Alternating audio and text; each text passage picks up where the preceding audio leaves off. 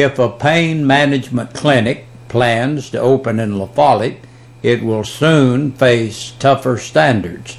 City Council approved an ordinance on the first reading at last night's regular monthly council meeting. The ordinance, if passed on final reading, means that when a pain clinic looks to move inside the La Follette city limits, it must meet very high specifications in order to be able to set up. Second and final reading of the ordinance takes place at the May council meeting. There will be a public hearing prior to that meeting. One pain clinic recently closed while La Follette still has one pain management office open. That clinic is open on the 4-lane in the former La Follette Equipment Rental Building. City officials tell WLAF and TV 12 that the pain clinic is not facing tougher standards because it's a grandfathered in ahead of the new ordinance. On Tuesday, April 3rd, La Follette City Council members met in a session with several important items to discuss. In the last few meetings, council members discussed the purchase of a utility vehicle for the police department. This would allow police officers to patrol the entire La Follette walking trail twice every shift.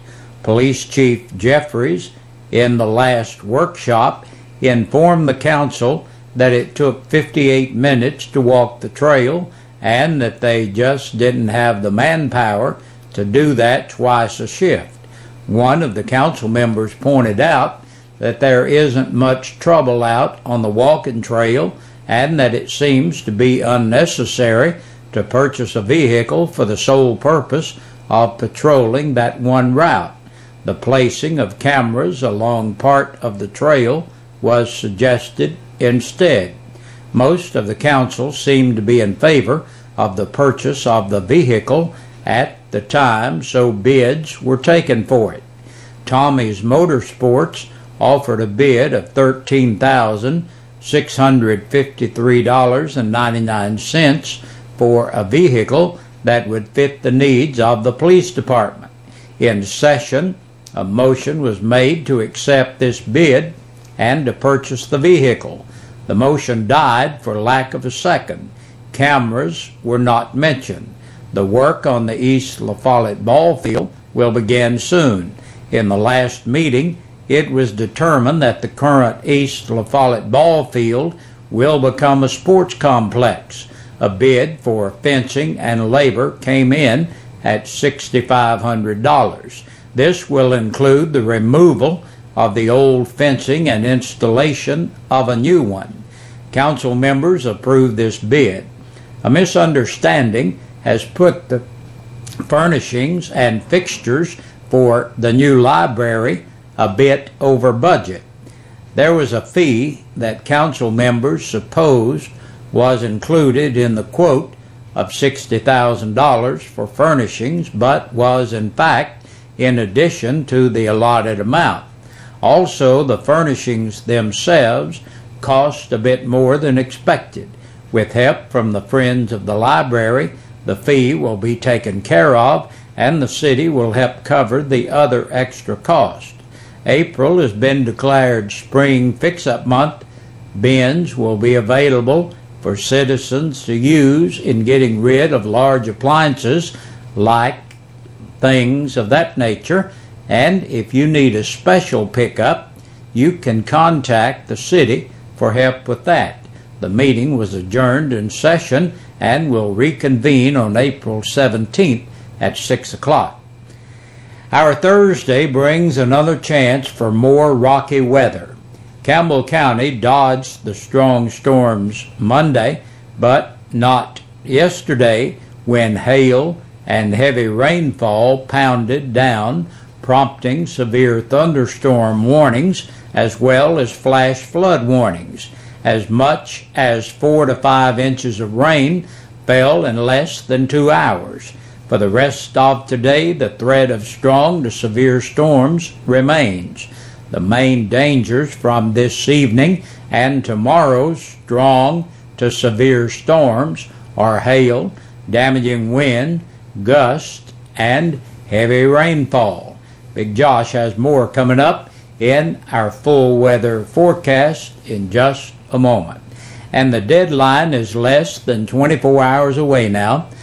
Tomorrow at noon is the timeline for those wishing to run for office in the August election.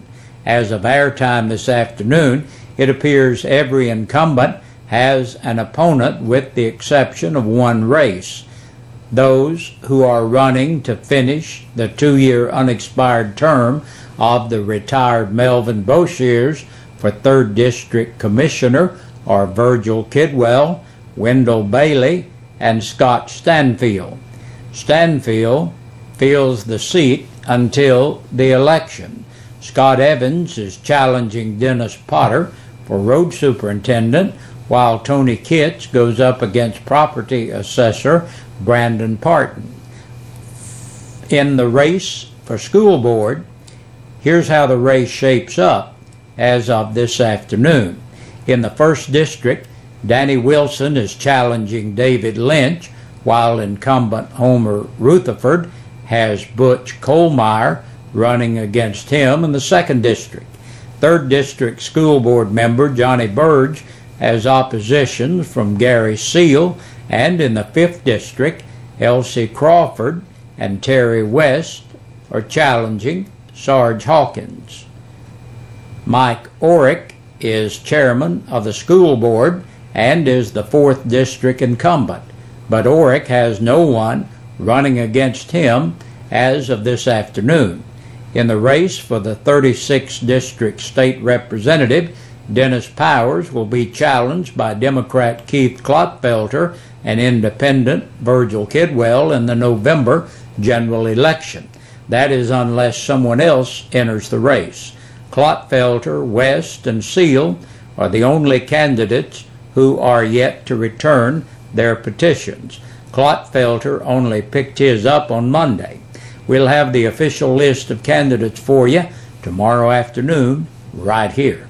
And that's a look at our news for this Wednesday. Thank you for joining us for the news. Stand by. We'll be right back with a press release from the Campbell County Sheriff's Department. Now we take a look at the Sheriff's report from the Campbell County Sheriff's Department.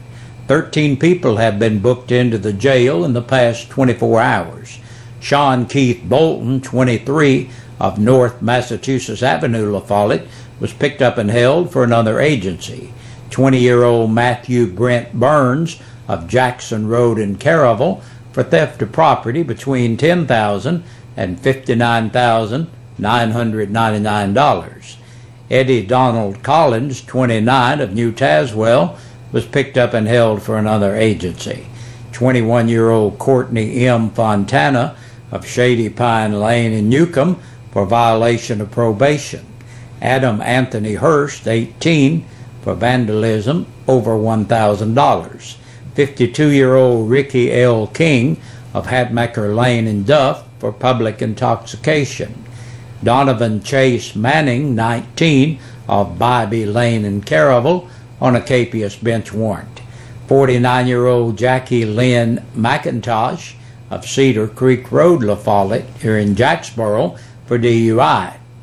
Donald Ray Rucker, 47, of West Kentucky Avenue, La Follette, for public intoxication, possession of a Schedule II controlled substance.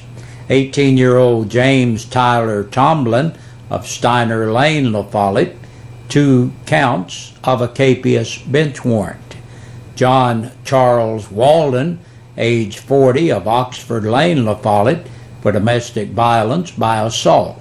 23-year-old Christy M. Wilson of Ellison Road, La Follette, for theft of property under $500, no driver's license, and violation of the Tennessee financial law.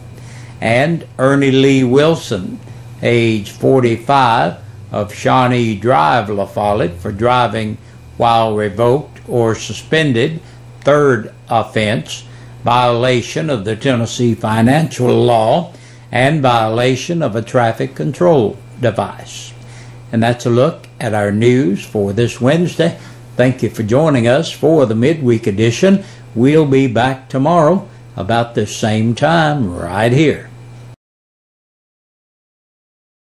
We sing happy birthday to you, and may all your dreams come true. Happy, happy birthday. Oh, this is your birthday song. Oh, celebration all night long.